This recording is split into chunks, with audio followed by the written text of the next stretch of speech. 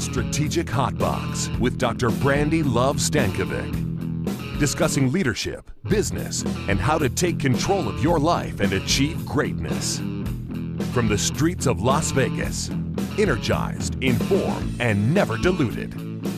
It's time to kick some ass. Welcome back to the Strategic Hotbox. It's your girl, Dr. Brandi Stankovic, and today's episode is all about the leadership rehab. What do you think we mean by that, the leadership rehab? We have a pretty good explanation for all of this, how we as leaders can continue to rehabilitate, how we can get back up after falling down, or get back up after being knocked out or being injured, or even just when we need to have a restart, a reset, detox, rehab, and we've got a really great guest speaker, subject matter expert, all-star guest with us today. Mendy Dubov is going to join us and share his experience as well. So leadership rehab, let's get started. As you know, here at the Strategic Hotbox, we learn, we love, and we kick ass. And that is my philosophy. That's what I believe in. And I'm always striving to learn as much as possible, to share love in every situation that I possibly can, and then find ways for me to kick ass and to share kick-ass philosophies with the people around me. And when it comes to rehab, when it comes to detox, I was thinking about it. We are well into 2019 now. And so for those of you that are goal setters like me, for those of you that like to set resolutions, you're into the year. It's happening. If you can believe it, we're well into the year. And with that in mind, where are you in that process? And I know when the end of the year came through this year, I was certainly in need of some rehabilitation. I was certainly in need of a detox.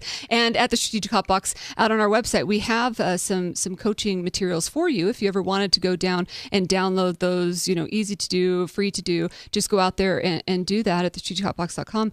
But I think when it comes to detox and getting a way of rehabilitating, it's important to do that. And I don't know about anybody that's listening, I am the worst when it comes to rehabilitation. And what I mean by that is I rarely take the time to stop and think about how to grow and how to slow down and how to pause and how to give myself an opportunity to build back up, to get myself to a place of peak performance. And so whether that means admitting that I'm sick, because I just don't get sick, that just doesn't happen, or whether it's slowing down when I need that chance, or whether it's slowing down if somebody else in my family or my network needs that chance. And I know that ultimately that will impact my long term. Ultimately, that impacts my long game. And when we think about rehabilitation or rehab in general, it can come from a few different places. Moments of rehabilitation could be from addiction or from some sort of dependence that somebody is facing. Rehab could also be physical therapy or rebuilding your body or strength after an injury or accident. And for athletes, injury and rehab is a real component of what they're doing and what they face with their bodies and their careers. And many times after injuries, we're not the same, whether it's an athlete and their game is never the same, or whether it's a human, our lives are never the same, and we're having to understand what that new normal is. And in some cases, people come back stronger and better than before.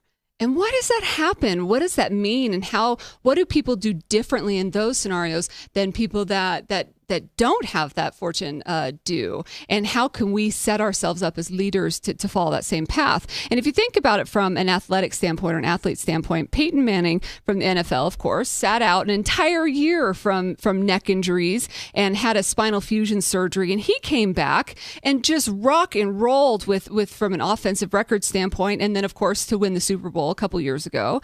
Paul George from the NBA, he broke his leg, as many of you know, and many thought that it would end his NBA career, and he's come back and is still kicking butt. And then, of course, I have high hopes for my man LeBron and his long-awaited return after the groin injury. And I think I read that it was the longest time that he had ever been out for an injury that he faced. And I think to myself, what's different from these injured athletes that have gone out and they're coming back in and have going forward to being better than they ever have been before? Is it a mindset? Is it it a tremendous determination? Is it the appropriate and focused self-care? Is it access to millions of dollars and the best that medicine has to offer? All those things are potentials there. But how can we learn from that as leaders and give ourselves our own ability to rehab, to come back better and stronger? And this comes true with so many people that have faced some sort of way that they've been knocked down. And it happens personally, and it also happens professionally. And I have friends that might be going through a divorce, and in their divorce are feeling in this place that I don't know how I'm going to understand my path forward. I don't know what life means now that I'm not in this relationship that I define so much of my future based around. And so what does that mean now that you're having to rehab from that and give yourself the appropriate self-care, your appropriate time to mend and heal? Or it might mean like if a loss of a job, and maybe you had an unexpected loss, and it could have been from your own performance or from bad choices, or it could have just been the way the organization was progressing and it wasn't right for you, or it could have been your choice to just leave the organization. But regardless, what does that mean? How do you rehabilitate? And in the process of that, build yourself up. So when you are with the next team, back on the court, in the next job, with your next partner, or just loving yourself, that you're there built stronger and coming back, the best that you can possibly be. And so I would want to learn, I'm really anxious to learn and talk to our subject matter expert today, Mendy Dubov, about how he works with entrepreneurs and athletes to coach themselves into their own personal success, particularly after they've had some sort of setback. And he has an approach called the yellow mentality. So I want to formally introduce him to you now. He's the founder and CEO of Yellow Mentality. He's a NeuroLinguistic Programming practitioner, which sounds super fancy. So I can't wait to understand what that even means. He's a certified professional coach and energy leadership index practitioner. He also has his bachelor in educational psychology. So please join me in welcoming Mendy. Hello there. How are you? Hey, how are you? Good. So tell me first, what is a NeuroLinguistic Programming practitioner? Okay. Yeah, that was like a tongue twister. I just nailed it. So NLP is what it stands for, is the acronym for NeuroLinguistic Programming. And NLP is neuro, which is the brain, linguistic is the language, and programming is how you condition your mind. So being able to condition your mind to do certain things and to essentially rewire how your brain is conditioned can be the difference between somebody that's successful in their specific area or craft versus somebody that is not as successful or chokes, for example, in a performance or an athletic performance, right? So NLP is being able to rewire your brain and to use the power of your brain to your advantage and not allow your negative thoughts and setbacks control you as a athlete, performer, entrepreneur, whatever it is you're trying to achieve. They all have the same common denominator, which is that our brain is powerful. And if you learn how to use it to your advantage versus letting it control you, that's going to be the difference between success and not success. Whoa, I love that. That's pretty intense, and it's so true in how we can get in our own head. I see it with my kids, whether it's the spelling bee. I see it with myself when I go to tee off on the golf course and my bosses are all breathing down my neck. I see it just applied in so many different places, those stories we tell ourselves. It's so true. So tell us a little bit about you and your journey in this field and in leadership. Okay. So when I was a little bit younger, I always loved psychology and always loved sports. Those were two things that I really gravitated toward. I have a big family. We always talk about sports and psychology. Those are the two things that constantly come up. And I was playing basketball when I was a little bit younger, and I tore my ACL. For those that are not familiar with the ACL, it's a ligament inside of the leg that allows you to move laterally. And that was very new to me, learning all about what I essentially became like an expert in the leg just by tearing that ligament in my leg. And I went through the whole physical therapy process.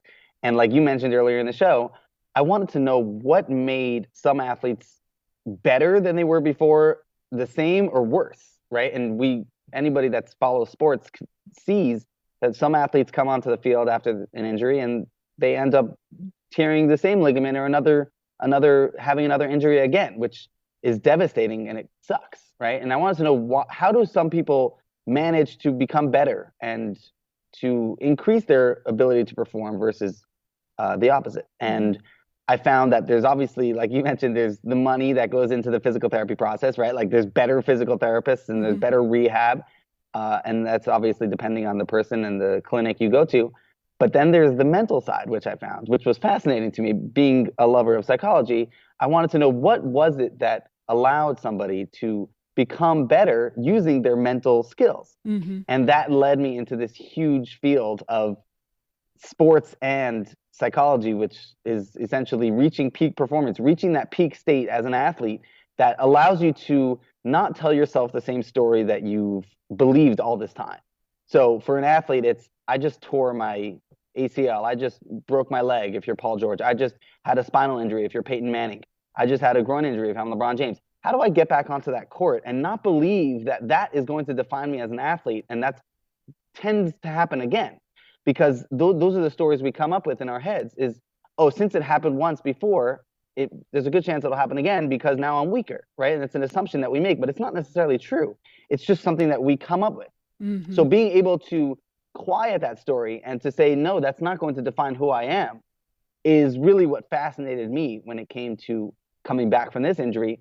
And that led me into this field, and I love every second of it. That's amazing. And I also, so not only just letting it define you as who you are, and also being patient enough to allow your mind and your body to heal, I'd imagine. That's one thing that I've admired or been, grossly impatient for my own watching of the Lakers, this season. But in LeBron, just allowing himself to be 1,000% ready, and even saying, I'll practice a little, I will not go back on the court until I'm ready. And I always push myself when I'm not ready. Yeah, and that's a big one. Like I've done some work with some Olympians, and that's one of the things we talk about a lot is, when do you know to take a step back, to take a step down that might get you 2 steps further versus trying to jump the gun and trying to come back too early, which might be stressing your body too much, and that's going to cause another injury. And it's a very hard decision to make, because everybody, every athlete, everyone that fails, whether you're an entrepreneur, whether you're a parent, whether you're an athlete, whether you're a performer, whether you're a musician, whatever it is, everybody wants to come back, because the only reason they're doing that thing is because they love it. Love it. Yeah. And to be able to say, I'm going to be patient. And even though I might think I'm ready, and even though I want to go back and I want to continue doing what I love, I'm going to take a step back and say, look at it from a macro perspective, as opposed to being compulsive and not allowing yourself to be patient, and just say, you know what, even though I might think I'm ready, and maybe I'm only 85% there, 90% there, and if I went on the court today or went on the field today, I would be okay, and maybe I wouldn't get injured again, but I want to be 100% ready so that I decrease those chances of getting injured again. That's so important, but it's a hard call for athletes, especially because they want to do it. They want to get on the field as soon as possible, but it's just it's a patience game, really. Absolutely. So tell us more about the yellow mentality. Okay, so when I started the company, I was looking for a name that really captured what it is I do, but also something that was catchy, something that stuck. And I found through my research and through my knowledge in psychology, I learned that every color has an emotion and a meaning. So yellow in psychology represents energy, positivity, consciousness, and your ability to stay positive. So I thought, I through all my studies, I know that is essentially what it takes to reach peak performance. If you're energetic, you're positive, and you're focused on what it is that you need to do, that's what's going to help you reach peak performance. So I took the idea of yellow, the color, and mentality, which is essentially your mindset. And that is, to me, the recipe of peak performance. So blending those two ideas together, and always saying, you're about to go onto the field, and instead of thinking about what might happen and all the negative things that can happen, switch that mindset, switch that perspective to a more positive one. And that could literally be the difference between playing your best game ever versus choking or even getting injured. Because what we think about, we know what we think about is our reality. And if we're having negative thoughts before a performance or during a performance, our body will follow and mirror our mind. So that yellow mentality, to me, was a huge indicator of what I do and how I do it, essentially. How does someone even recognize if they are having bad patterned thoughts? So I think it's I think I think everybody knows. Like even before this call, right? I was like thinking, okay, am I doing everything that I was supposed to do? And I started I don't want to say second guessing, but my mind started to wander. Was I doing this right? Was I doing that right? It's like almost like a checklist that we start to make up. And I'll give you an example. Let's say you're going to dinner with somebody and the person is 5 minutes late and they haven't showed up. And first you're like, maybe you're a little mad, or maybe you're worried, depending on what your relationship with that person is. And then 10 minutes goes by, and then 20 minutes goes by. And now you start to make up stories in your mind of what might be going on with this person.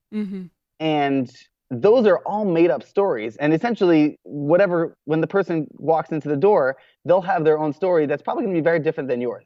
And it'll probably be something that's not as intense as what you were thinking, right? It'll be like, oh, I hit traffic, or I got a ticket because I was speeding. But we were thinking like, oh my God, what if they died, right? Or what if they got into a car crash? And those are all stories, and it's almost like it's natural, but we have to condition our mind to think positive things, right? So if we're an athlete going onto the field before a championship game, he might be programmed or conditioned to think things that might not be beneficial to his performance, like, what if I mess up? Or he has to take the final shot in the game, and he's thinking, what if I miss? What is everyone else going to think? What are the repercussions of that action? And it just has to be flipped. It's a simple switch, and it's practice, essentially. It's being able to vision, and that's one of the exercises I use with my clients, is visioning the ideal outcome versus the negative one, right? Like, instead of thinking about what might go wrong, think about what can go right. And it's just a shift in perspective, but it's so powerful. It is. That is really cool. So you work with both athletes and entrepreneurs, you mentioned. So how do they connect? Are there similarities? Are there differences? And do you have to take a different approach in both fields? So the beauty in what I do is that it applies to everybody, right? Like, failure is a universal idea, and self-doubt is a universal thing for everybody. It just happens to be that entrepreneurs and athletes is my love and my passion. So that's kind of where I gravitated toward. But everybody has setbacks, and everybody might doubt themselves, whether it's an athlete that, like I said, an athlete that has to take a free throw with 2 seconds left. There's things that are going through his mind that if he's not conditioned to think the right things, it might have a negative effect on his performance. If it's a musician or a singer that's about to go on stage, and in rehearsals they had a tough time hitting a note, and now they're going into the performance, they're going to be doubting themselves if they're not really, really prepared mentally and physically. So it's just a pattern that goes along with everybody. And it's being able to shift perspective and think the right things and have the right exercises accessible to be able to allow you to reach that peak performance and really perform at your best. And I see it in the business environment and playing out in so many different ways, whether it's doubting whether or not somebody would have confidence in you, or doubting whether or not you can make something happen. Like, I'll see that my team will say, oh, they'll get stressed. Like, I've got to over prepare for things because I won't be good enough. I'm like, you're already good enough. And so it's sometimes the perspective of whether or not we're worth it or good enough is only ours. And that can be, that could be the difference between somebody that's good and someone that's not. Like, you could be LeBron James, but if you're doubting yourself, like, that's a huge issue, right? Like, everybody thinks you're the best player in the world, but you're like, I'm not enough. Right. That's a whole game in itself. And I have some fun with that as well. Being able to understand what your self-image should be versus what it is, and critiquing it and saying, you are enough, and everybody should know this. But it's not always so easy, right? Like, we all self-doubt ourselves. It's a normal thing. And people, especially nowadays with Instagram and social media, it's so easy to get misled about what's really true in the world, right? Like, we see pictures and you see something that looks cool, and people start to believe that's really reality, and they don't necessarily see the flaws in the person. They only see what's really cool and what's popular. But we all have self-doubt, and this is actually something that's becoming more affluent in the sports industry, which is people coming out and saying, I'm not either perfect, right? Like, I also have maybe some mental setbacks or mental issues that I seek professional help for. Right. And it's totally fine. And I think it's important for people to understand that it's okay to not be perfect, and it's okay not to be the best. And maybe we all have setbacks, right? Like even the coolest person, the best athlete, the best singer, the best artist, the best entrepreneur, they all have setbacks. Just because you don't see them doesn't mean they don't have them. Right. And for you to believe that it's not really true or they don't exist is idiocracy, right? Do you think that athletes, so to have that kind of peak mentality, to stay focused on the future, do you think people have to have a certain level of confidence and swagger? And let me give you kind of a visual example of that. My kids play basketball, right? They're young boys, 6 and 8. And we were at their games for the weekend, and there were some older kids. I say kids, but they were probably, they were tall gentlemen. So they're probably high school age boys that were walking into the gym. And I could tell they were basketball players, my profiling that was occurring. But it was because, one, they were very tall. And second, they had this tremendous swagger. They walk in like, yeah, I'm the man, like walking in this gym. And I'm like, they have to be like high level high school. It's got to be a tournament or something that's occurring. And then it was. And I thought to myself, you could just tell that they were good basketball players entirely. Well, one, their height, but two, their swagger. And so is that part of the mindset, is having that confidence? So I think confidence, there's many different facets to confidence. Like I teach that confidence can be built in a matter of minutes just by changing your physiology. Like we know there's been studies, Amy Cuddy from Harvard University has done a study that the bigger your body language, the more testosterone is being boosted into your body. So somebody can actually pretend to be confident, and that will cause them to actually be confident, which is fascinating. So that's one of the things I teach. But then the swagger aspect, I think, is a lot of it's repetition, right? Like if this kid, this is his 20th tournament, and he's coming on and he's looking at all the newbies and the rookies, right? He automatically feels a boost of confidence. He feels cool about himself. He feels good about himself. Yeah. And that definitely helps his performance, but a lot of that is repetition. So for an athlete that's going to the NBA Finals for the third time is going to have he's going to be more confident and have one up on the person this is his first time. And that's one of the mental games that is part of the league. And I'm one of the people that is helping that rookie, that kid that has never been to the NBA Finals, that kid that's never gotten on stage never been on stage other than this first time. That's where he has to gain an advantage over the novice, not the person that's experienced. Yeah, experience. Those that are coming into it. Yeah, I agree with you. Can you share a funny story or some experience that you've had in that way? Funny story. I mean, I could share a story, a funny story of how I got a client. He was an entrepreneur that before 2008, he was doing extremely well financially. And after the crash, his whole life fell apart, and he lost his houses, he lost his cars, he lost essentially everything. And I was on the way to a basketball game, and he was my Uber driver, funny enough. And we get into this deep conversation about, how to reach peak performance, how to reach success, what mindset, perspective, all the things that I do. Did you say 2008? Yeah. There was Uber in 2008? No, this is recently. Oh, so he lost everything the in crash 2008. happened. Got it. Yeah, and then he lost everything, and now he's trying to get back, and this is one of his side hustles. Got it. And he hired me on the spot, funnily enough. And I think it's just the power of being genuine and the power of helping somebody, genuinely trying to help somebody. Good for you. And that, to see somebody and that was when we were taught, when I was at the beginning of this, saying that injury is a metaphoric term in some ways too, that it's not always just somebody pulling a muscle. When it comes to job loss or divorce in a personal sense, or anything that we go through, all of those things require a certain amount of rehabilitation. Yeah, absolutely. There's physical rehab, and there's emotional rehab as well, right? Yeah. Psychological as well. There's so many different types of injuries and being hurt, and it's not just something physical, and everybody has their own level of being hurt, and we can't judge somebody else for what their type of hurt is. Yeah, and it's interesting also how those things work together. So if you hurt yourself physically, how it impacts you mentally, or when you hurt yourself mentally, how it can impact you physically. right? And how those absolutely. things kind of are so interrelated. Oh, it's so fascinating to me. Can you share a bold action item or takeaway for our listeners and watchers today? So I think when you listen to thought leaders, big thought leaders in the world, everybody believes they have the secret sauce to success.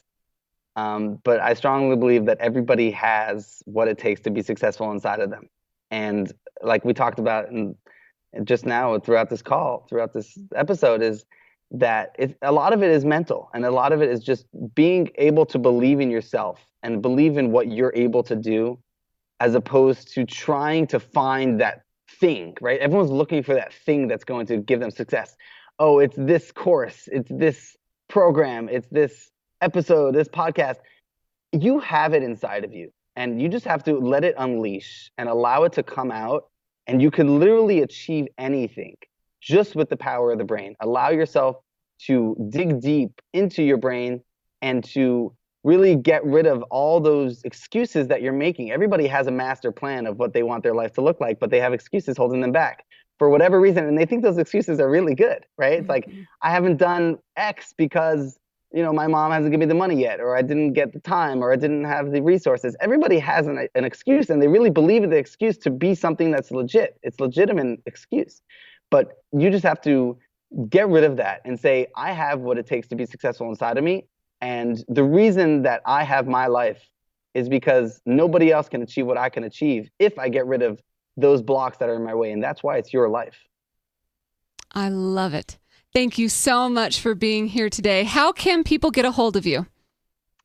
I'm all over social media at Mendy Dubov, and you can find me on my website, yellowmentality.com, and you could also email me at mendy@yellowmentality.com. Thank you so much. Thank you for inspiring me, for getting all of my brain juices flowing. I can't wait I'm actually going to do a little Googling of the NLP. I'll just say that so I don't have to bust out that term again. I just love the idea of people being able to be more in control of their own programming in their brain. So it's really powerful stuff. Thank you very much for being here, and I'll talk to you really soon. Thank you. Let's head out to our shout out.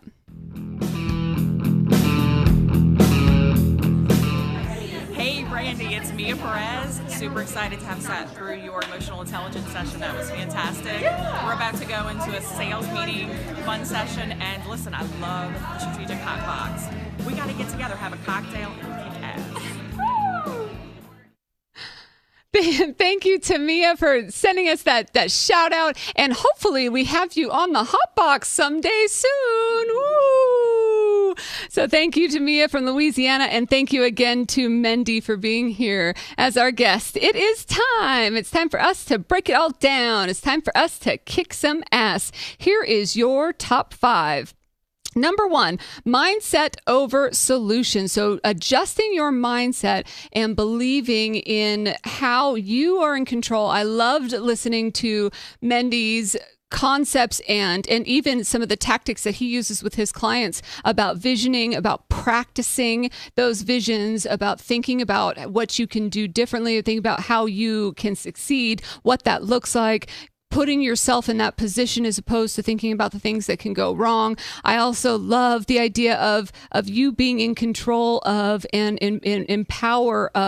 empowering yourself in a sense, and not necessarily thinking about the overall situation of being in the situation, being injured or being in the tragedy, being in the moment of heartbreak, whatever that looks like, but more how it is that you're going to work through it, what it is that your rehabilitation looks like and your mindset within it. Number 2 is to be aware of the moment and be aware in the moment. And so being able to focus on it and being patient within it. And we gave the example of LeBron, we gave the example of other athletes, but knowing yourself enough to say, am I ready? Am I ready to give it 100%? Because jumping back into the game, as I am very guilty of, sometimes can set myself back, either whether it's through re-injury, and again, injury is a loose or metaphoric term in the sense of it could be emotional or mental or even physical, but be going back into things too quickly can hurt the long term. And so being aware of yourself, being aware of you and where you are in that moment, being patient in that recovery and pushing forward. Number 3, continue to build your own emotional intelligence. I love when Mendy talked about being too dramatic, too over the top in moments, and settling into it and saying, okay, how can we focus on what is really at hand here and what that recovery looks like, and getting rid of some of the excuses that are surrounding that. And emotional intelligence, emotional maturity is something that I really believe in, and I continue to work from a coaching standpoint with a lot of the executives that I work with. And emotional intelligence really takes us to the next level. So how can we apply that to our own personal leadership?